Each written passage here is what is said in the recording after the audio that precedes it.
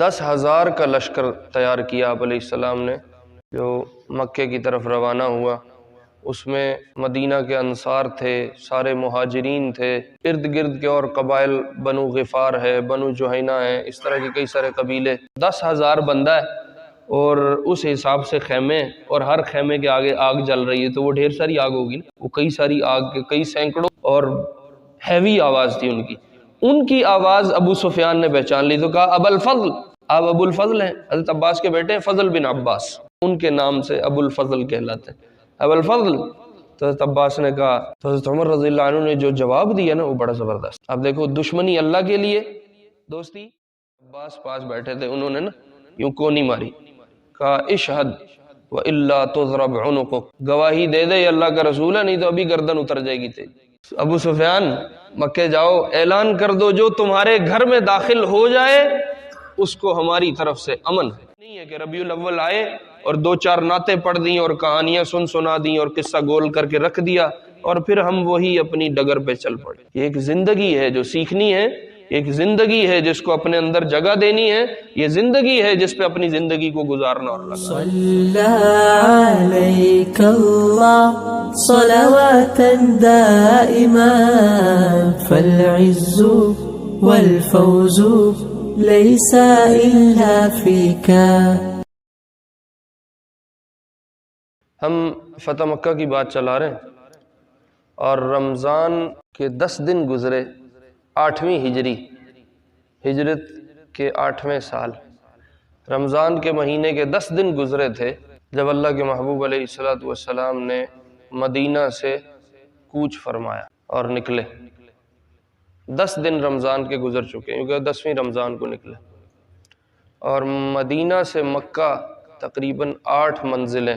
منزل کا مطلب ہوتا ہے کہ دن کو سفر کرنا ہے، وہاں جا کے رات کو ٹھہرنا ہے، تو تقریباً 8 دن لگاتے تھے مکہ سے مدینہ یا مدینہ سے مکہ۔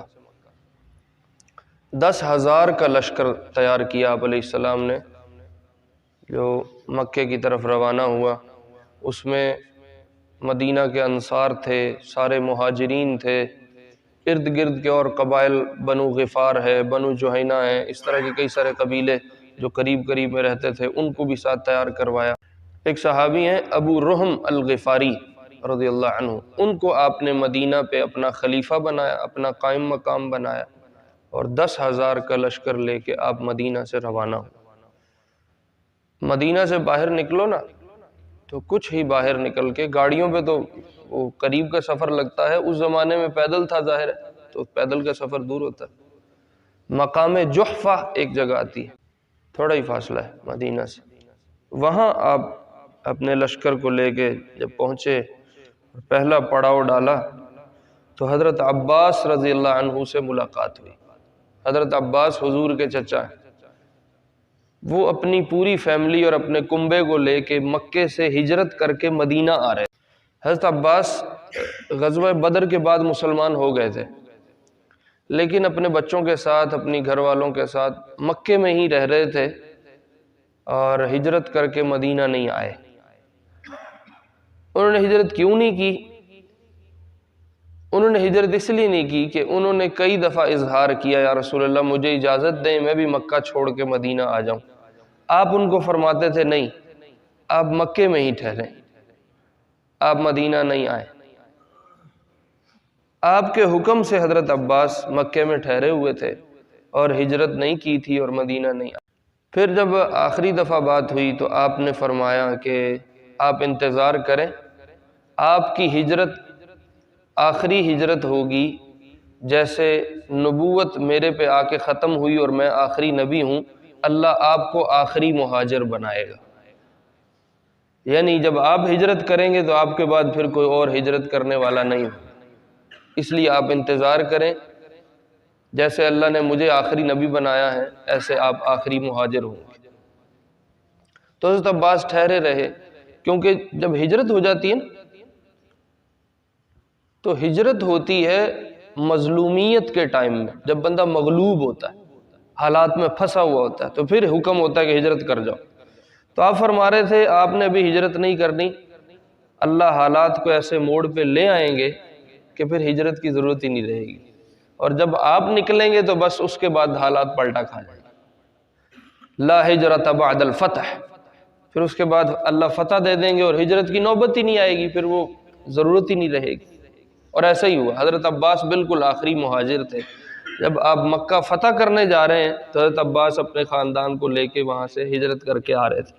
جحفہ پہ جب آپ آ کے رکے تو یہاں حضرت عباس سے ملاقات ہوئی، تو حضرت عباس کو آپ نے فرمایا اپنے بچوں کو، گھر والوں کو مدینہ بھیج دیں اور آپ ہمارے ساتھ یہیں سے دوبارہ مکے چلیں۔ تو حضرت عباس رضی اللہ عنہ کو آپ نے اپنے ہمراہ واپس ساتھ لے لیا۔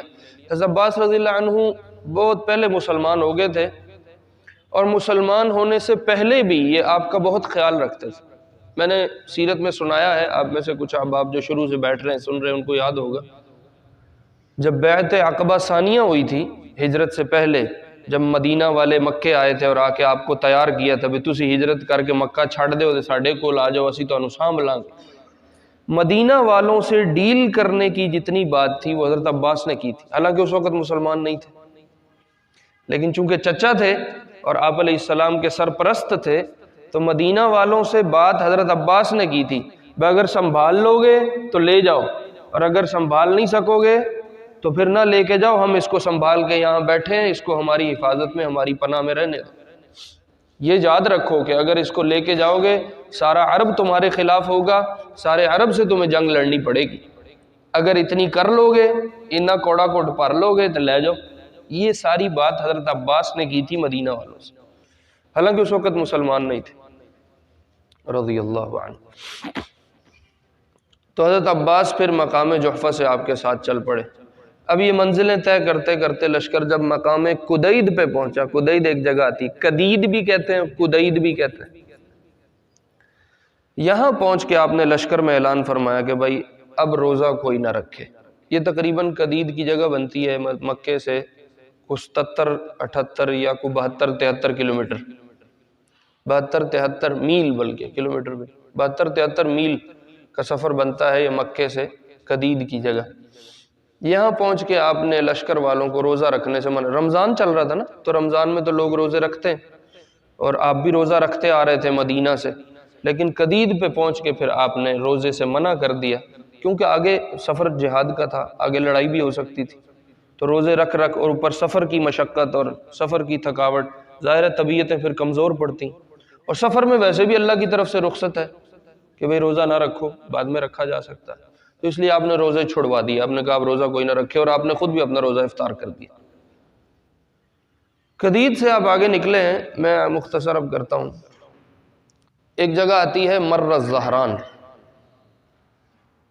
مر الزہران پہ جب آپ پہنچے تو آپ نے پورے لشکر کو حکم دیا کہ یہاں اپنا پڑاؤ ڈالو اور سارے لوگ اپنے اپنے خیموں کے آگے آگ جلاؤ، اس لیے کہ عرب میں دستور تھا جہاں کوئی قافلہ یا لشکر ٹھہرتا تھا تو وہاں وہ آگ کا الاؤ جلاتے تھے، جس سے دور چلنے آنے جانے والوں کو پتہ چل جاتا تھا بھی یہاں کوئی بندے موجود ہیں۔ صحرائی سفر تھا، بیابان، سارا جنگلی زندگی تھی اس وقت میں، کوئی اس طرح آباد شہر تو تھے نہیں، ڈیولپڈ قسم کی آبادیاں تھی نہیں، تو یہ اس وقت کی ترتیب تھی کہ جہاں مسافر آ کے رکتے تھے، ٹھہرتے تھے، وہ اپنے خیمے کے آگے، اپنی جگہ جہاں ٹھیا ڈالا ہوتا تھا اس کے آگے آگ جلاتے تھے۔ تو آپ نے پورے لشکر کو حکم دیا کہ بھائی آگ جلاؤ، سب اپنے اپنے خیموں کے آگے آگ روشن کرو۔ 10,000 بندہ ہے اور اس حساب سے خیمے، اور ہر خیمے کے آگے آگ جل رہی ہے تو وہ ڈھیر ساری آگ ہوگی نا، وہ کئی ساری آگ کے، کئی سینکڑوں الاؤ ہوں گے آگ کے جو جل رہے ہیں۔ تو وہ ایک اندھیر رات میں چاروں طرف بیابان اور ایک عجیب سی جگہ ہے صحرا کی، اس میں وہ آگ کے الاؤ جل رہے ہیں اور روشنی بھی ہوئی ہے اس سے، اور دور دور کے علاقوں میں۔ حضرت عباس جب سے چلے تھے نا رضی اللہ عنہ، ان کے دل میں تھا کہ مکے والوں کو کسی طرح اطلاع پہنچ جائے کہ لشکر آ رہا ہے، اور وہ سارے آ کے حضور سے معافی مانگ لیں اور کوئی امن کی درخواست کر دیں تاکہ ان کی جان بچ جائے۔ نہیں تو جڈا یہ لشکر ہن چلا ہے، انہوں نے تو اتنے کوئی شے نہیں چھڑنی، یہ ان کے دل میں بار بار۔ جب یہ مرہ زہران میں پہنچے تو حضرت عباس نے آپ علیہ السلام کا خچر بندھا ہوا تھا وہ کھولا اور خود اس پہ سوار ہو گیا، اور نکلے کہ میں تلاش کروں کہ کوئی میری بات لے کے مکے چلا جائے۔ بعض دفعہ یوں ہوتا ہے کہ لوگ لکڑیاں جمع کرنے نکلے ہوئے ہیں، اپنے جانوروں کے لیے کچھ جمع کرنے نکلے ہوئے ہیں، تو کسی سے چلتے پھرتے ملاقات ہو جائے گی تو اس کے ذریعے خبر دے دوں گا، یا کوئی بندہ مل جائے گا مسافر جا رہا ہے مکے کو، میں اس کو پیسے شیسے دے کے اس کو دوڑاؤں گا، بھائی تو فٹافٹ پہنچ اور ہماری خبر پہنچا۔ وہ اس غرض سے اپنے خچر پہ بیٹھے اور نکلے۔ مکے والوں نے چونکہ معاہدہ توڑا ہوا تھا اور ایک عرصے سے ان کو یہ خبر تھی بھئی ایسی کام خراب کر لیا، اور جو صلح ہم نے کی تھی وہ ہم نے خود خراب کر لیا، اور کسی بھی وقت محمد صلی اللہ علیہ وسلم ہم پہ چڑھ سکتے ہیں، اپنا قافلہ لے کے آ سکتے ہیں، لشکر لا سکتے ہیں۔ تو وہ اس بھنک کی وجہ سے نا اس شش پنج میں تھے، بھئی کہیں سے کوئی خبر آ جائے، کو پتہ چل جائے کہ کہیں کو مدینہ میں کیا ہو رہا ہے، یا آگے ان کی کیا تیاری ہے، یا ہم نے جو ان کا عہد توڑا ہے اب بدلے میں ہمارے ساتھ کیا کرنے والے۔ لیکن آپ نے مدینہ سے نکلنے سے پہلے دعا کی تھی کہ یا اللہ ہماری کوئی خبر مکے والوں کو نہ ہو، جاسوسوں کو بھی ہم سے دور رکھنا اور خبر لے جانے والوں کو بھی ہم سے دور رکھنا۔ آپ نے دعا فرمائی تھی جب آپ مدینہ سے نکل رہے تھے۔ اللہ کی شان مکے والوں کو کہیں بھنک نہیں پڑ سکی کہ لشکر اتنا بڑا آ رہا ہے، اور اتنی منزلیں کراس کر کے اب وہ بالکل مکے کے قریب پہنچ چکے۔ مرہ زہران بالکل کوئی زیادہ فاصلہ نہیں تھا، قدید میں نے آپ کو بتایا کوئی 72 میل ہے، تو مرہ زہران تو اس سے بھی 2 منزلیں آ گئے، قریب آ گئے تھے آپ علیہ السلام۔ تو آپ نے حضرت عباس لشکر میں چکر کاٹ رہے ہیں اور آگ جل رہی ہے۔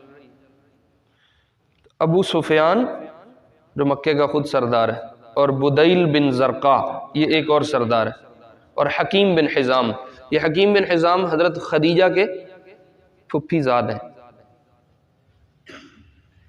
یہ ان لوگوں میں سے ہے جن کا آپ کو یقین کی حد تک بھروسہ تھا کہ یہ لوگ مسلمان ہو جائیں گے اور کلمہ پڑھ جائیں گے۔ یہ ابو سفیان، حکیم بن حزام اور بدیل بن زرقا، یہ تینوں گھوڑوں پہ سوار مکے سے باہر نکلے، چکر لگا رہے ہیں ہمیں کوئی بندہ مل جائے جو ہمیں مدینے کی خبر دے دے۔ یہ چکر لگاتے لگاتے انہوں نے دیکھا یہاں بڑی آگ جل رہی ہے، کوئی مسافر ہوں گے، ہم چلتے ہیں ذرا دیکھیں صحیح کون ہے۔ تو یہ وہ تینوں سواریوں پہ چلتے چلتے چلتے اس لشکر کے قریب پہنچ گئے، اور آپس میں کھڑے بات کر رہے ہیں۔ بدیل کو ابو سفیان کہنے لگے یہ کون ہے اتنی بڑی تعداد میں، اتنا بڑا خاندان کس کا ہے؟ مکے میں یا عرب کی دنیا میں کسی قبیلے کی قوت اس کے افراد سے شمار کی جاتی تھی، مطلب جتنے زیادہ بندے نے وہ اتنا زیادہ مضبوط، اس لیے کہ آمنے سامنے کی لڑائی تھی نا۔ یہ تو اب ہماری لڑائیاں بٹن دباؤ اور 50 گھر اڑا دو اور میزائل فائر کر دو اور ٹینک سے گولہ مار دو، اس زمانے میں تو آمنے سامنے کی لڑائی تھی۔ تو جس کے افرادی قوت زیادہ ہوتی تھی، جس کے بندے زیادہ ہوتے تھے، وہ مضبوط شمار ہوتا تھا۔ تو ابو سفیان اس کو کھڑے ہو کے کہہ رہے ہیں کہ یہ کون لوگ ہیں؟ تو بدیل نے کہا مجھے لگتا ہے بنو خزاعہ ہے۔ تو ابو سفیان نے کہا نہیں، یہ خزاعہ نہیں، ان خزاعہ اقل و اذل من ان یکون عددها مثل هؤلاء، خزاعہ کے اتنے بندے ہو نہیں سکتے، خزاعہ میں اتنی جان نہیں ہے۔ اب یہ باتیں کر رہے ہیں، حضرت عباس اس خچر پہ گزرے پاس سے، تو کان میں آواز آئی کہ 2 بندے آپس میں یہ پوچھ بتا رہے ہیں کہ یہ کون ہے اور یہ کیا ہے۔ اور حضرت عباس چونکہ مکے رہے تھے اور ابو سفیان سردار تھے، حضرت عباس نے آواز پہچان لی کہ یہ ابو سفیان ہے۔ تو حضرت عباس نے کہا ابا حنظلہ، ابو حنظلہ تو نہیں بول رہا؟ تو اس نے کہا فداک ابی و امی ابا حنظلہ، کہا میں بالکل ابو حنظلہ ہوں، میرے ماں باپ تیرے پہ قربان، تو کیسے پہچان گیا؟ اور حضرت عباس کی آواز بڑی مضبوط تھی اور ہیوی آواز تھی ان کی آواز ابو سفیان نے پہچان لی، تو کہا ابو الفضل، آپ ابو الفضل ہیں، حضرت عباس کے بیٹے ہیں فضل بن عباس، ان کے نام سے ابو الفضل کہلاتے ہیں، ابو الفضل۔ تو حضرت عباس نے کہا بالکل ابو الفضل۔ تو ابو سفیان نے وہی سوال جو بدیل سے کیا تھا وہ اس سے حمزہ سے حضرت عباس سے کر دیا رضی اللہ عنہ کہ یہ ابو الفضل یہ کون لوگ ہیں؟ تو اس نے کہا لقد جاءک محمد صلی اللہ علیہ وسلم، بما لا قبل لکم بہ، محمد اتنا بڑا لشکر لے کے تم پہ پہنچ چکا ہے صلی اللہ علیہ وسلم کہ اب تم سے مقابلہ نہیں ہو سکے گا، اور یہ لشکر انہی کا ہے۔ ہوئی ہوئی ہوئی ہوئی، ابو سفیان کے تو طوطے اڑ گئے کہ یہ کیا ہوا، کیونکہ اس سے پہلے کوئی خبر نہیں پہنچ رہی تھی اور کوئی بات ہی پتہ نہیں تھی، اور اب تو سر پہ آ گئے اور کوئی تیاری نہیں ہے۔ تو ابو سفیان نے کہا مل حیلہ یا ابو الفضل، ابو الفضل اب کیا ہو سکتا ہے، اب کوئی حل بتاؤ کہ اب جان بچ جائے۔ تو حضرت عباس کہنے لگے لئن ظفر بک لیضربن عنقک، اگر اب تو محمد کے ہتھی چڑھ گیا صلی اللہ علیہ وسلم تو تیری گردن اڑا دے گا۔ کہا اب کوئی حل تو نکالو۔ تو حضرت عباس نے کہا ارکب علی ھذا البغل، اس خچر پہ میرے پیچھے سوار ہو جا، حتی آتی بک الی رسول اللہ صلی اللہ علیہ وسلم واستأمنہ لک، اس خچر پہ میرے پیچھے بیٹھ، میں تجھے لے کے اللہ کے نبی کے پاس جاتا ہوں اور میں ان سے تیرے لیے پناہ کا سوال کر دیتا ہوں، یا کوئی پناہ کی صورت بنا لیتے ہیں، کوئی تیرے لیے معافی مانگ لیتے ہیں، ابھی حل یہی ہے کہ تو میرے پیچھے آ جا۔ حضرت عباس نے ابو سفیان کو گھوڑے پہ ساتھ بیٹھا لیا اور چل پڑے۔ اب وہ ہر آگ کے پاس سے گزرتے جا رہے ہیں، ہر خیمے کے آگے سے گزر رہے ہیں، اور خیمے والے دیکھ رہے ہیں کہ یہ کون ہے۔ وہ اللہ کے نبی علیہ السلام کا خچر پہچانا جاتا تھا، وہ خچر پہ نظر پڑے تو کہیں حضور کا خچر ہے، اور اوپر دیکھیں تو حضرت عباس ہے۔ حضرت عباس کا قد بہت لمبا تھا کہ گھوڑے پہ بیٹھتے تھے تو قدم زمین پہ لگتے تھے، اتنا لمبا قد تھا۔ تو وہ حضرت عباس پہچانے جاتے تھے دور سے کہ یہ حضرت عباس۔ تو حضرت عباس کو دیکھیں کہ آپ کے چچا ہیں، خچر دیکھیں حضور کا خچر ہے تو وہ کچھ نہ کہیں بھی اچھا چلو جانے دو۔ یہ خچر چلتے چلتے، ابو سفیان پیچھے بیٹھے ہیں اور حضرت عباس چل رہے ہیں، یہ چلتے چلتے حضرت عمر کے خیمے کے پاس سے گزرے رضی اللہ عنہ۔ حضرت عمر نے دیکھا خچر حضور کا ہے، اوپر حضرت عباس بیٹھے ہیں، پیچھے ابو سفیان۔ کہا ای واللہ عدو اللہ، کہا یہ تو اللہ کا دشمن ہے، ابو سفیان ہے۔ لقد امکننی منک بغیر عقد ولا عہد، اللہ نے ہتھے چڑھا دیا میرے، اور اب تو ہمارے ذمے کوئی عہد کوئی وعدہ بھی نہیں ہے، اس نے خود توڑے ہیں سارے وعدے، اور تلوار پکڑی ایک دم سیدھی کی۔ تو حضرت عمر کو یاد آیا کہ آپ نے مدینہ سے نکلتے ہوئے ایک پیغام جاری کروایا تھا، آپ کو تو وحی کے ذریعے ساری چیزیں پتہ چلتی رہتی تھی، آپ نے لشکر میں یہ پیغام جاری کروایا تھا کہ اگر ابو سفیان کسی کے ہاتھ لگ جائے تو اس کو کہنا کچھ نہیں۔ حضرت عمر کو یاد آ گیا بھئی یہ تو ابو سفیان آ گیا اور آپ نے ہمیں پہلے یہ بتا دیا تھا۔ تو حضرت عمر دوڑے اللہ کے نبی علیہ السلام کی طرف کہ میں ان کو اطلاع کروں اور میں کوئی اجازت مانگ لوں، اگر مجھے اجازت مل جائے تو اس کا کام میں خود تمام کروں، یہ خوش نصیبی میرے ہاتھ آئے۔ کیونکہ ابو سفیان نے رضی اللہ عنہ صحابی بن گئے، پہلے بہت لمبا عرصہ اسلام سے دشمنی رکھی ہے اور ہر جنگ میں سردار تھے خود مکے کے، تو ان کے وہ جو جرموں کی فہرست تھی وہ بھی ان کے سامنے تھی۔ تو حضرت عمر رضی اللہ عنہ بھاگے۔ حضرت عباس فرماتے ہیں میں نے گھوڑے کو ایڑ لگائی اور میں نے بھی گھوڑا دوڑایا اور ہم جلدی آپ کی مجلس میں آپ کی صحبت میں پہنچ گئے۔ جب میں داخل ہوا ادھر سے حضرت عمر داخل ہوئے۔ حضرت عمر نے دور سے ہی کہا یا رسول اللہ ابو سفیان ہے اور اللہ نے اب کوئی ہمارے ذمہ عہد وعدہ بھی نہیں رکھا اور ہمارے ہاتھ آ گیا، اب آپ فرمائیں کیا کرنا، میں اس کی گردن اڑا دوں؟ تو آپ نے فرمایا نہیں، اس کو آنے دو۔ تو ابو سفیان بھی آ کے بیٹھ گئے، حضرت عباس بھی آ کے بیٹھ گئے۔ حضرت عباس نے کہا یا رسول اللہ میں نے ابو سفیان کو اپنی پناہ میں لے رکھا ہے، اس لیے عمر سے کہو اسے کچھ نہ کہے۔ تو آپ نے حضرت عمر سے فرمایا اسے کچھ نہ کہو، یہ میرے چچا کی پناہ میں۔ تو آگے بیٹھ گئے۔ حضرت عمر بار بار کوشش کر رہے تھے کہ اللہ کے نبی سے کوئی بات نکل آئے کہ مجھے گنجائش مل جائے اس کا میں کام کروں۔ تو حضرت عباس نے بار بار جو حضرت عمر کی کوشش دیکھی تو حضرت عباس نے کہا لو کان من رجال بنی عدی ما قلت مثل هذا، عمر تو بڑی چڑھ چڑھ کے آ رہا ہے، تو بول رہا ہے اگر یہ تیرے خاندان کا ہوتا تو پھر شاید اس طرح نہ ہوتا، یہ اگر بنو عدی میں سے ہوتا۔ بنو عدی حضرت عمر کا خاندان ہے. کہا اگر ان میں سے یہ ہوتا تو تیری اتنی زیادہ کوشش نہ ہوتی اس کی گردن اڑانے کی. تو حضرت عمر رضی اللہ عنہ نے جو جواب دیا نا وہ بڑا زبردست. اب دیکھو دشمنی اللہ کے لیے، دوستی اللہ کے لیے، ذاتی کوئی دشمنی نہیں، ذاتی کوئی دوستی نہیں، تعلق بھی اللہ کی وجہ سے ہے، قطع تعلقی بھی اللہ کی وجہ سے. حضرت عمر رضی اللہ عنہ فرمانے لگے یا ابا الفضل لکان اسلامک احب الی من اسلام الخطاب لو اسلم. عباس، ابو الفضل، آپ کا مسلمان ہونا مجھے اپنے باپ کے مسلمان ہونے سے زیادہ پسند تھا. یعنی میرے خاندان میں سب سے قریب اگر کوئی ہے تو میرا باپ ہے نا. آپ کا مسلمان ہونا مجھے اپنے باپ کے مسلمان ہونے سے زیادہ پسند تھا. میری کوئی ذاتی دشمنی آپ سے نہیں ہے. لأنی عرفت ان اسلامک احب الی رسول اللہ من اسلام الخطاب.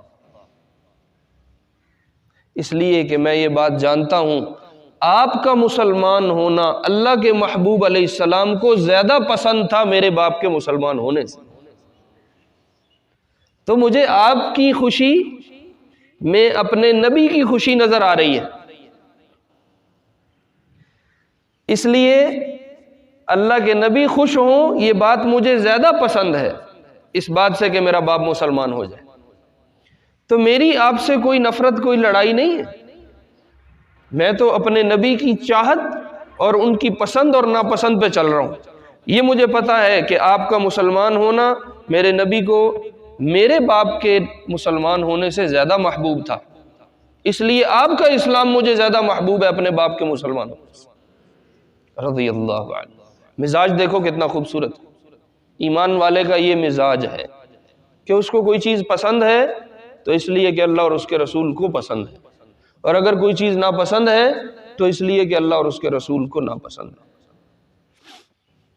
صلی اللہ علیہ وسلم. اب تو ہم اپنی زندگی دیکھیں ہمیں کیا پسند ہے اور کیا ناپسند ہے. اللہ ہمیں معاف. تو حضرت عباس حضرت عمر کے اس جواب پہ خاموش ہو گئے. آپ نے حضرت عباس سے کہا ابو سفیان کو ابھی لے جاؤ، کل صبح جب دن روشن ہوگا پھر اس کو لے کے آنا. اگلے دن پھر میں مختصر کرتا ہوں، ابو سفیان کو حضرت عباس نے لا کے آپ کے سامنے پیش کیا. تو آپ نے فرمایا یا ابا سفیان الم یأنی لک ان تشہد ان لا الہ الا اللہ. ایک روایت میں ان تعلم ان لا الہ. ابو سفیان ابھی وقت نہیں آیا کہ تو یہ شہادت، یہ گواہی دے دے کہ اللہ کے سوا کوئی معبود نہیں. تو ابو سفیان کہنے لگے ما احلمک و اکرمک و اوصلک یا رسول اللہ صلی اللہ علیہ وسلم. آپ کتنے ٹھنڈے مزاج آدمی ہیں، آپ کتنے بہترین انسان ہیں، اور آپ اپنے تعلق کو کتنا نبھانے والے آدمی ہیں. میں یہ بات اب جان چکا ہوں. لقد علمت لو کان مع اللہ الہا آخر لقد اغنى عنی شیئا. اگر کوئی اللہ کے علاوہ کوئی معبود ہوتا اور کوئی کام کرتا یا کوئی بت مدد کرتے ہوتے تو آپ کے خلاف ہماری مدد ہو جاتی. اب آپ چڑھ آئے ہیں، ہم اب مغلوب ہیں، اب آپ غالب ہیں، اس کا مطلب یہ ہے کہ ہمارے بتوں نے ہماری کوئی مدد نہیں کی. اب میں یہ بات بڑی اچھی طرح جان چکا ہوں کہ اللہ کے سوا اس کائنات میں کوئی معبود. اور پھر کہا اشہد ان لا الہ الا اللہ، گواہی دیتا ہوں کہ اللہ کے سوا کوئی معبود نہیں. تو آپ نے اگلا جھٹکا مارا، وہی حق یا ابا سفیان اما تشہد انی رسول اللہ. ابو سفیان ابھی بھی تو اس بات سے رک رہا ہے کہ تو گواہی دے میں اللہ کا رسول ہوں. تو انہوں نے کہا ان فی النفس منہا شیء. کہا محمد صلی اللہ علیہ وسلم یہ بات جو ہے اس کے بارے میں ابھی کچھ ڈاؤٹ، اشکالات ابھی میرے دل میں موجود ہیں کہ آپ اللہ کے رسول ہیں. معجزات ہم نے دیکھے ہیں، آپ کی ساری باتوں کو ہم سنتے ہیں، ہم سمجھتے ہیں، لیکن یہ بات ابھی اندر نہیں اتری کہ آپ اللہ کے رسول. تو حضرت عباس پاس بیٹھے تھے، انہوں نے نا یوں کونی ماری، کہا اشہد وَإِلَّا تُضْرَبْ عُنُقُكَ. گواہی دے دے یہ اللہ کا رسول ہے، نہیں تو ابھی گردن اتر جائے گی تیری۔ اور پھر سمجھایا کہ یہ اللہ کے رسول ہیں، اور تھوڑی دعوت دی اور بات بتائی کہ ان کے پاس وحی آتی ہے، اللہ کے حکم یہ لے کے آتے ہیں، اور ان کو اللہ نے اپنے لیے چنا ہے، اور یہ اختیار اللہ کا ہے، اللہ کسی کو بھی چن سکتا ہے۔ ضروری تو نہیں تم اگر سردار تھے تو تمہیں چنا جاتا یا کسی اور کو، تو اللہ کا انتخاب ہے، انہوں نے اپنی مرضی سے تو نہیں چنا۔ ان کو تھوڑا سمجھایا تو اس پہ ابو سفیان تیار ہو گئے اور کلمہ پڑھ لیا، لا اشہد ان لا الہ الا اللہ و اشہد ان محمدا عبدہ ورسولہ۔ جب یہ کلمہ پڑھ لیا نا تو حضرت عباس کہنے لگے یا رسول اللہ انہ لرجل یحب الفخر، یہ سردار آدمی ہے، چودھری بندہ ہے، اس کو فخر کی چیزیں پسند ہیں، تو اب یہ مکے واپس جائے گا تو مکے والے ظاہر ہے اس کی کلاس لیں گے، بے تو کی کلمے پڑھ کے آ گئے ہیں اورا تنو اسی سردار بنایا سی، تو آپ اس کو کچھ ایسا دے دیں کہ اس کی فیس سیونگ بھی ہو جائے اور یہ اپنا آپ بھی بچا سکے اور یہ سرداری کے طور پہ کچھ پیش بھی کر سکے۔ قربان جائے اللہ کے نبی علیہ السلام۔ دیکھو بعض جگہوں پہ نا انسان کو ایسا فیصلہ کرنا پڑتا ہے کہ بندے کو خود بھی نہیں سمجھ آتا بھی ہن میں ایتھے کی کرا۔ اس وقت آپ ان کو کیا دے سکتے تھے، یہ ایک سوچنے کی بات ہے۔ میں اور آپ ہم ذرا سوچیں کہ ہم ایسا ابو سفیان کو بھی کیا دے سکتے ہیں کہ ان کی فیس سیونگ بھی ہو جائے اور وہ سرداری کے طور پہ مکے میں جا کے کوئی پیکج بھی دے سکیں، کوئی آفر دے سکیں، کوئی اعلان کر سکیں کہ میں بات کر کے آیا ہوں یا میں۔ اور آپ اللہ کے نبی کے علیہ السلام حوصلے پہ حیران ہوں گے، کتنا حوصلہ ہے، اتنے لمبے جرموں کی لسٹ ہے پوری، اور آپ نے یک جنبش اس کی ایک حرکت اور قلم پھیر کے آپ نے سارے جرم صاف کر دیے اور صحابی بنا دیا۔ تو آپ نے فرمایا من دخل دار ابی سفیان فہو آمن، ابو سفیان مکے جاؤ، اعلان کر دو جو تمہارے گھر میں داخل ہو جائے اس کو ہماری طرف سے امن ہے۔ ہوئے ہوئے ہوئے ایک دم سرداری واپس آ گئی، تو بالکل دبکے بیٹھے تھے کہ اب ہمیں کلمہ پڑھنا پڑ گیا، ساری سرداری دھل گئی، محمد کا جھنڈا لگ گیا صلی اللہ علیہ وسلم۔ آپ نے فرمایا ابو سفیان یہ تمہیں پیشکش اور آفر ہے، جاؤ مکے میں اعلان کر دو جو تمہارے گھر میں داخل ہو جائے ہماری طرف سے معافی ہے۔ انہوں نے کہا یا رسول اللہ میرا گھر تو چھوٹا سا ہے، کتنے کے بندے آ جائیں گے؟ آپ نے فرمایا ومن دخل بیت اللہ فہو آمن، جاؤ اعلان کر دو جو اللہ کے گھر میں داخل ہو جائے اس کو بھی ہماری طرف سے امن۔ تو انہوں نے کہا رسول اللہ اس وقت مسجد حرام اتنی بڑی تو نہیں تھی جتنی اب ہے، ہوں تو ایک پاسوں لگو تو پاویں دو دیہڑے لگ جان اگلے نکرے اپڑ دیں بہت، اب تو لمبی چوڑی بنا دی سعودی حکومت نے، اللہ ان کو جزائے خیر دے۔ اس وقت تو مسجد حرام مختصر سی تھی، تو ابو سفیان نے کہا وہ بیت اللہ تو بہت تھوڑا سا ہے یا رسول اللہ، کو تھوڑی اور آفر بڑھائیں۔ تو آپ نے فرمایا جاؤ جا کے اعلان کر دو جو اپنے گھر کا دروازہ بند کر لے گا ہماری طرف سے اس کو بھی معافی ہے علیہ الصلوۃ والسلام۔ اتنا بڑا حوصلہ ہے، اتنا بڑا سینہ ہے، اتنا صبر ہے، معاف کرنا، درگزر کرنا، پی جانا، سہ جانا، برداشت کر جانا۔ یہ وہ لوگ ہیں جنہوں نے پتھر مار کے نکالا تھا، یہ وہ لوگ ہیں جنہوں نے زخمی کر کے لہو لہان کیا تھا۔ ہم نے قصے سن رکھے ہیں سارے، میں نے آپ کو سیرت میں ابھی سنائے، اور آپ کا ان سے معاملہ دیکھو، ادھر جرم دیکھو اور سزا دیکھو، اور ہمارے جرم ہماری سزائیں دیکھ لو۔ سگا بھائی بھائی سے نہیں بول رہا، کیوں؟ وہ کہتا ہے جی اس اپنے پتر دا رشتہ کیتا ہے، ساڑھے نال مشورہ نے اس کیتا، ساڑھا مرنا جینا ختم۔ جرم دیکھو سزا دیکھو۔ ہمیں اس نے اپنی شادی پہ بلایا، ہمیں اچھی طرح روٹی نہیں پوچھی، لو اس پہ ہمارا اس کا مرنا جینا ختم، آئندہ ہم اس کی کسی شادی بیاہ پہ نہیں آئیں گے۔ جرم دیکھو اور سزائیں دیکھو، اور ادھر جرم دیکھو اور ان کی سزائیں دیکھو۔ رضی اللہ عنہم اجمعین۔ میرے عزیزو یہ ایک سیرت کوئی کہانی نہیں ہے کہ ربیع الاول آئے اور دو چار نعتیں پڑھ دیں اور کہانیاں سنا دیں اور قصہ گول کر کے رکھ دیا اور پھر ہم وہی اپنی ڈگر پہ چل پڑے۔ یہ ایک زندگی ہے جو سیکھنی ہے، ایک زندگی ہے جس کو اپنے اندر جگہ دینی ہے، یہ زندگی ہے جس پہ اپنی زندگی کو گزارنا اور لگانا۔ میں انشاءاللہ کوشش کروں اگلے جمعے آپ کو ایک اور قصہ ہے اسی سفر کے دوران پیش آیا وہ بھی عرض کروں، اس سے بھی آپ کو اندازہ ہوگا کہ آپ کتنا بڑا حوصلہ اور صبر رکھتے تھے علیہ الصلوۃ والسلام. اللہ رب العزت ہمیں اپنا دین سیکھ کے عمل کرنے کی توفیق دے. صلى عليك الله صلواتا دائما فالعز والفوز ليس إلا فيك